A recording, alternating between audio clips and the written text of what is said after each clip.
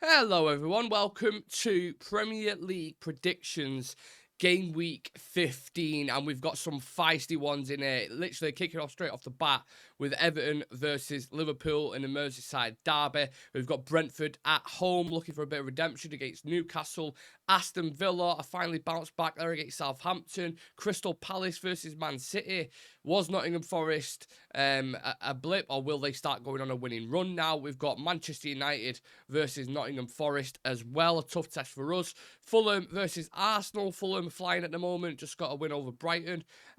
Leicester versus Brighton. Will that managerial bounce continue with Ruud van Nistelrooy? Ipswich versus Bournemouth. Chelsea versus Tottenham, which could be the game of the week. And then Wolves versus West Ham in the El Sackico. So let's get straight into these predictions. And we've got one of the best ones to start off with, I'd probably say. The Merseyside derby. Everton's last Merseyside derby at Goodison Park. There is sentimental value there. There is something to fight for. They've just beat Wolves 4-0. I mean, they didn't score for the whole of November and then decided to just score 4 against Wolves, which is just crazy. So I'm sat here thinking, I'm like, honestly, I'm struck. It's tough. It's tough because you think, Goodison Park is going to be absolutely popping off in it. The atmosphere is going to be incredible. Liverpool just drew to Newcastle, so they won't want to lose any more points, but they are without Canate still, I think. I don't think these sentimental things that I'm touching on will be enough necessarily to get them a win or even get them a draw, maybe, is what I'd probably say. So I think Liverpool I think it'd be tough for Liverpool. I don't think it'd be easy. We've seen these kind of games before. Form goes out the window, but I do think Liverpool will win 2-1. I still think they'll get the job done towards the end. So yeah, let us know your thoughts on that one. If you are a Liverpool fan or an Everton fan, I'd love to hear your thoughts on it. Up next, we have Brentford versus Newcastle. Brentford's away form shocking. So the fact that they lost the last game did not surprise me at all. But they are really, really good at the G-Tech. And I'm pretty sure they're unbeaten at the G-Tech as well. Or they've got a phenomenal record there either way. So against Newcastle, like many teams in the league this season, Newcastle are so hard to predict. You never know what you're going to get with them. Because I thought it was actually really good. You got the old Newcastle back a bit, which got them into the Champions League, where the intense press, shifting it quickly, all over you like a rash, especially at St James's Park. I liked what I saw, so if they can continue that, I'd say they probably beat Brentford. But they've been so inconsistent, that's why I've gone with a little bit of a barn burner, with Brentford drawing 2-2 with Newcastle. Villa versus Southampton is probably the most straightforward one you will get. They've just come back off beating Brentford, actually, funnily enough. 3-0, I think it was. So this is simple for me. I think Southampton might just nick a goal, but pretty comfortable. Aston Villa win 4-1, and they start climbing up the table again. Because prior to that Brentford game, they was like 13th, 14th in the table. Now they're back in the top half. They get another win over Southampton. They'll keep climbing. So that's what I see happening there. Crystal Palace versus Manchester City.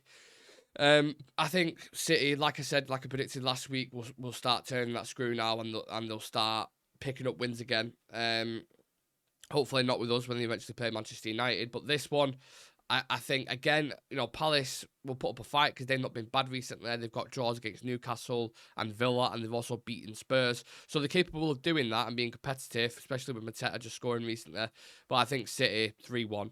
I think they'll outclass them, especially if Kevin De Bruyne starts, because he is so instrumental to everything that they do. You heard Pep after the game. So 3-1 to Manchester City. We've just done the preview live on our YouTube channel, Real Reds Talk. So please do subscribe to that if you are new. For this game, Man United versus Nottingham Forest. Again, very, very tough. United are the favourites going into this. I think it'd be very, very difficult. But our home record of late has been pretty good.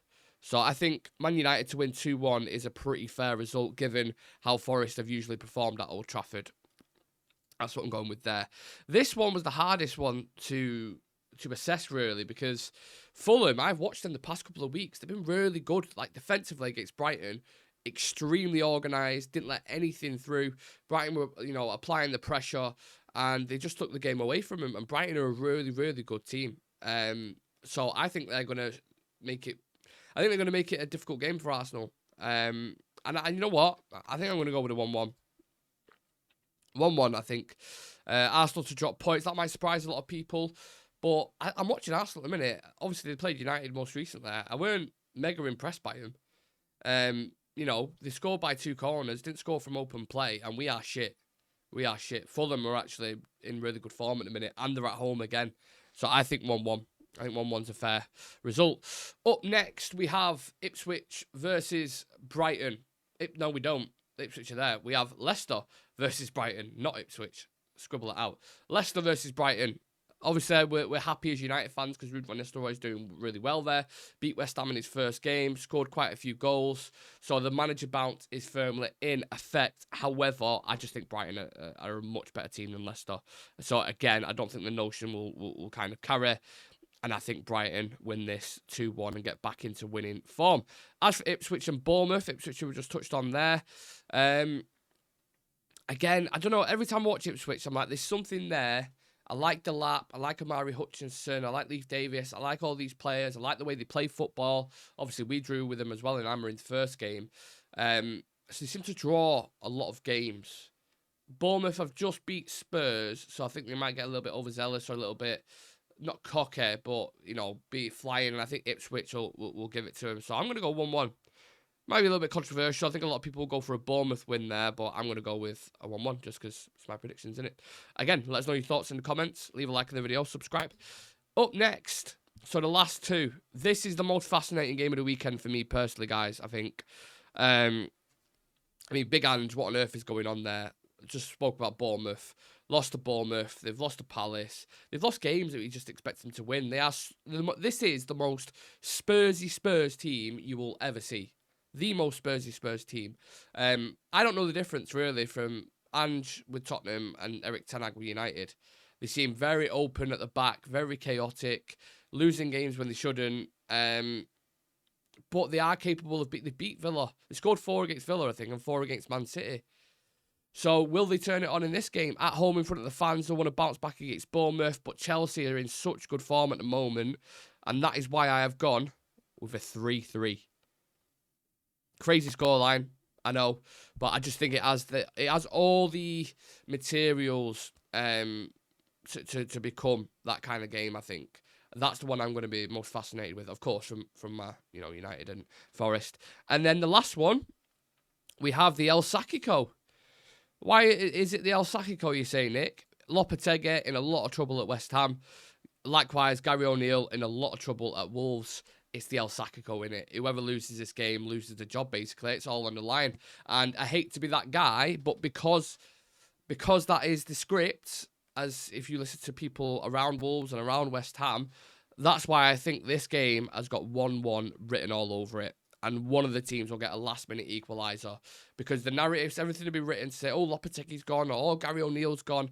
And when that goal goes in, they'll be like, what do we do now? What do we do now? Leaves food for thought, doesn't it? I suppose. But I'm happy. Games are coming thick and fast at the moment. Plenty of good ones. Merseyside derby, which is going to be great. United versus Forest at home. A lot of questions there. Ruud's second game in charge. Can Fulham stop Arsenal? The El Sackico. And you've got Spurs versus Chelsea. So strap in because it's going to be another fantastic weekend of football. And I want to hear your predictions as well. So get them in the comments section. I don't care what kind of fan you are. I don't care if you're an Everton fan, Newcastle, Brentford, Bournemouth, wherever. I want to hear your predictions and tell me why as well. The more I learn about these teams, the better. I try to watch as many games as I possibly can, but knowledge is power, as they say. So hopefully you've enjoyed these predictions. Hopefully you enjoy the rest of the weekend as well. My name's Nick.